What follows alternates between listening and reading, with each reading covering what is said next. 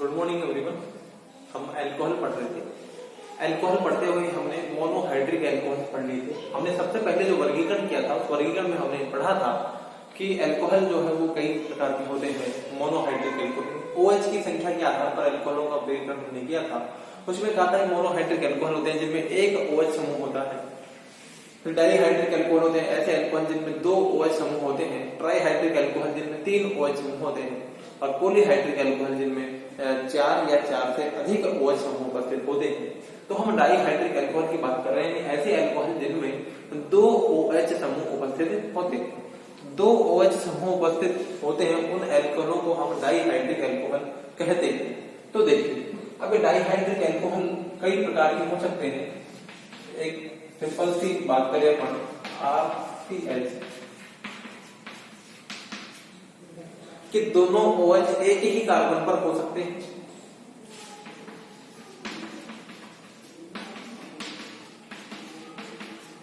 दोनों OH समीपवर्ती carbon पे हो सकते हैं, यानी पास पास वाले कार्बन पे हो सकते हैं।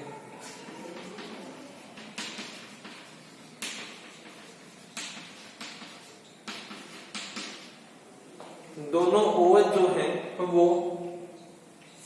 एक कार्बन छोड़ के हो सकते हैं, फिर अधिक कार्बन छोड़ के हो सकते हैं।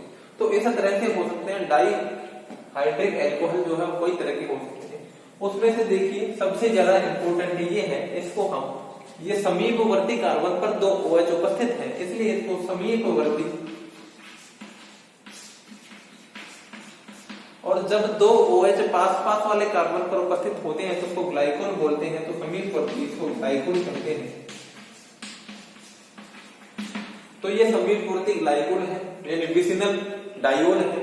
तो ये सबसे इंपॉर्टेंट है। ये वाला जो होता है ये अनस्टेबल होता है, स्थायी नहीं होता है, क्योंकि एक ही कार्बन पर दो OH होते हैं तो उनमें से जल का अणु बाहर निकल जाता है। जल का अणु क्या होता है, बाहर निकल जाता है और एल्डिहाइड में कन्वर्ट हो जाते हैं। इसलिए ये जो है इनको बोलते हैं जैम। एक ही कार्बन पर जब होते हैं तो जैम डाइओल। और ये जब पास पास वाले कार्बन पे होते हैं तो इसको बोलते हैं विसिनल।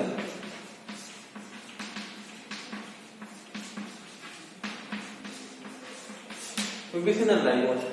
तो ये जैम डाइओल जो होते हैं वो अनस्टेबल होते हैं और H2O के मॉलिक्यूल को बाहर निकाल के एल्डिहाइड में कन्वर्ट हो जाते हैं। ये स्टेबल मॉलिक्यूल, इसलिए ज्यादातर हम इसी को पढ़ते हैं और ये इंपॉर्टेंट है।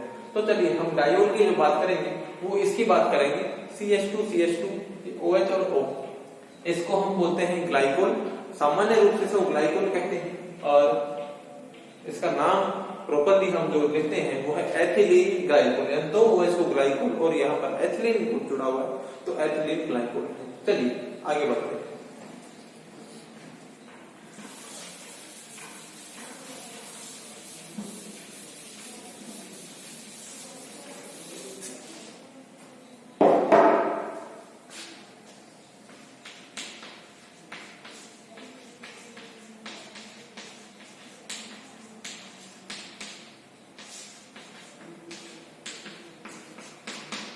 अब देखिए एथिलीन ग्लाइकोल।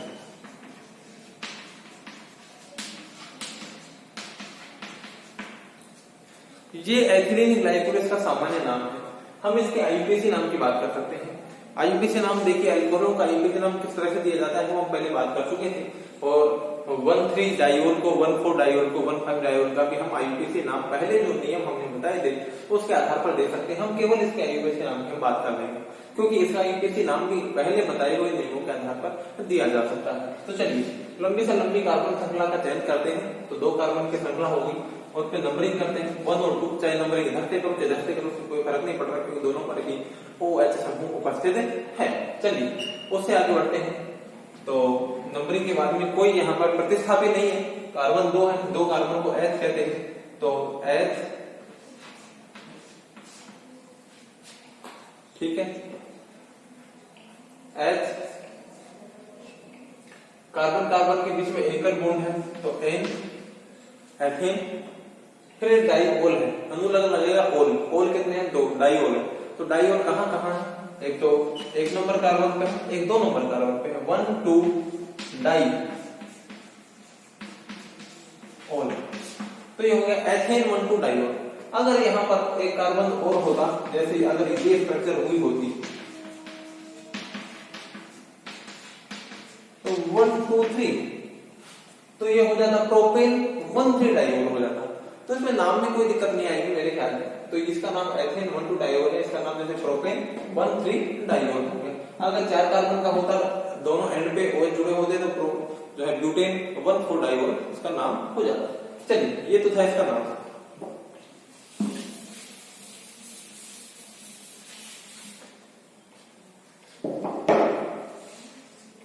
अब हम पढ़ेंगे इसको बनाने की विधि, विरजन की विधि।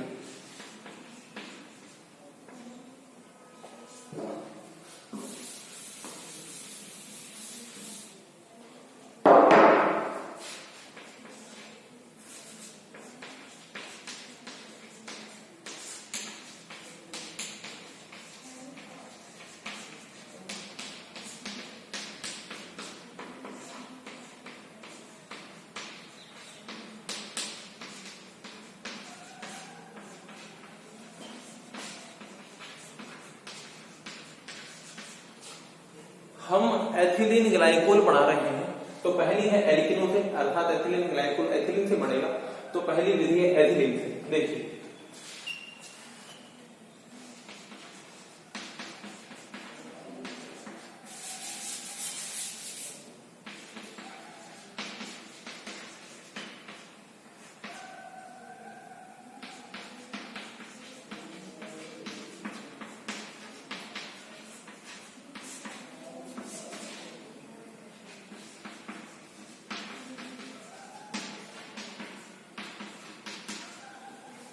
जब एथिलीन को क्षारीय KMnO4 दिया जाता है तो एथिलीन ग्लाइकोल बन जाता है। ये अभिक्रिया कैसे हुई होगी उसको आप एक बार से देख लीजिए। ये एथिलीन है, इसकी रिएक्शन KMnO4 से करवाएंगे, तो KMnO4 की स्ट्रक्चर ये होती है। देखिए, ये देखिए, यहाँ पर इस पर नेगेटिव चार्ज और इसके साथ में पोटेशियम जुड़ा रहता है, तो ये हो गया KMnO4। देखिए, ये बॉन्ड इधर से इधर, ये इधर से इधर, और ये इधर से इधर। देखिए आगे, देखिए ये होते ही क्या बनेगा, देखिए CH2। इन दोनों के बीच में बॉन्ड बन गया है, तो यहाँ पर ऑक्सीजन, फिर यहाँ पर एकल बॉन्ड रह गया, एक बॉन्ड टूट गया, तो यहाँ पर एक बॉन्ड रह गया Mn। देखिए इन दोनों के बीच में बॉन्ड बन गया है, तो ये ऑक्सीजन, इन दोनों के बीच में बॉन्ड एक रह गया, एक टूट गया, तो ये O माइनस इधर और इधर डबल बॉन्ड O, ये बन गया, ये बनेगा। फिर जैसे ही इसका हाइड्रोलाइसिस करवाएंगे जल से, तो देखिए यहां से बॉन्ड टूटेगा, यहाँ पर नेगेटिव और नेगेटिव चार्ज आएगा, यहाँ पर पॉजिटिव पॉजिटिव आएगा, तो नेगेटिव के साथ H जुड़ जाएगा और पॉजिटिव के साथ OH जुड़ जाएगा। तो देखिए यहाँ पर 2 OH जुड़ेंगे, तो 2 यानी बनेगा ये H2 MnO4 minus H2 MnO4 minus, ये बन जाएगा। और साथ में ही यहाँ पर H और H जुड़ जाएंगे, तो ये बन जाएगा CH2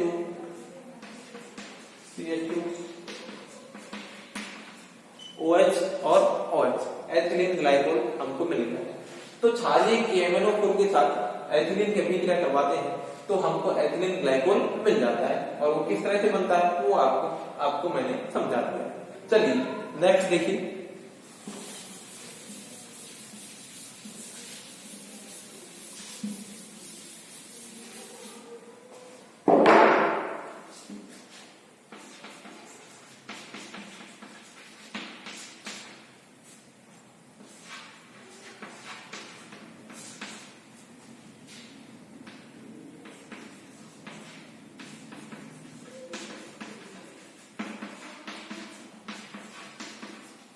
देखिए अगर हम एल्कीन की अभिक्रिया OHO4 के साथ करवाते हैं, ये OSO4 है, OS ओस्मियम धातु है, ओस्मियम टेट्रा ऑक्साइड। ये क्या है, ओस्मियम टेट्रा ऑक्साइड। उसके साथ करवाते हैं तो ये एथिलीन ग्लाइकोल बनता है, और वो कैसे बनता है वो देखिए।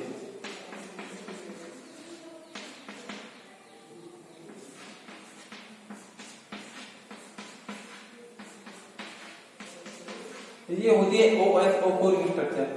वही सेम रिएक्शन इसी तरह से होगी, यानी कि यहां पर बॉन्ड बनेगा, यहां बॉन्ड बनेगा, यहां एकल बॉन्ड, यहां पर सिंगल बॉन्ड रह जाएगा। देखिए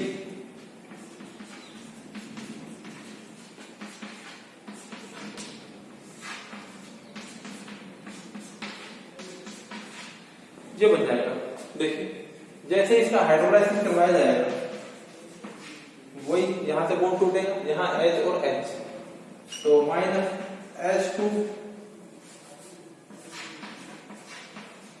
H2OSO4 बाहर निकल जाएगा क्योंकि OH और OH जुड़ेगा, और यहां पर बन जाएगा साथ में एथिलीन ग्लाइकोल।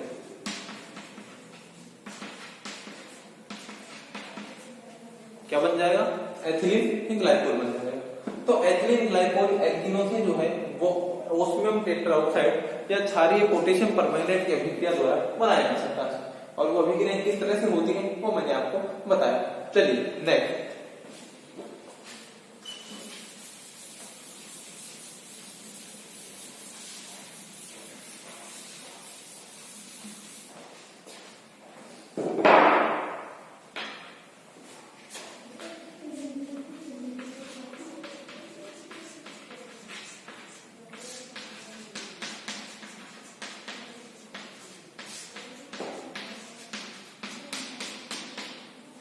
नेक्स्ट है एथिलीन ब्रोमाइड। एथिलीन ब्रोमाइड क्या होता है देखिए,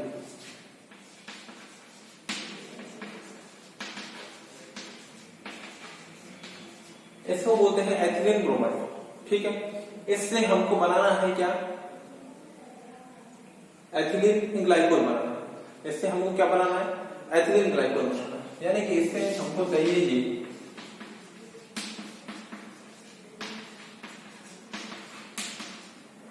ये बनाना है। देखिए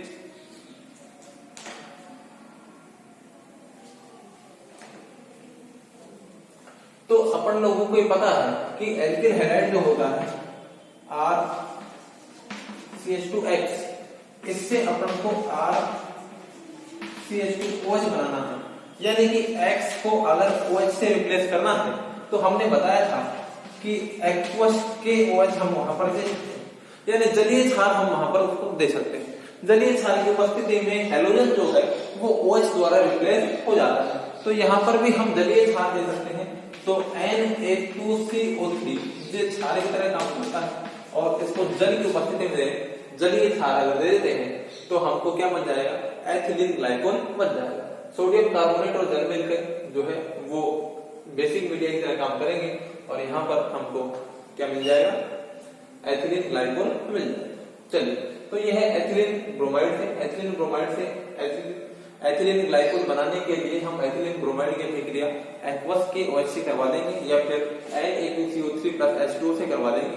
तो इससे करवाएंगे तो हमको जो है वो X जो हैलोजन जो था, ब्रोमाइड जो था, ब्रोमाइड के स्थान पर हमको OH मिल जाता है और एथिलीन ग्लाइकोल बन जाता है।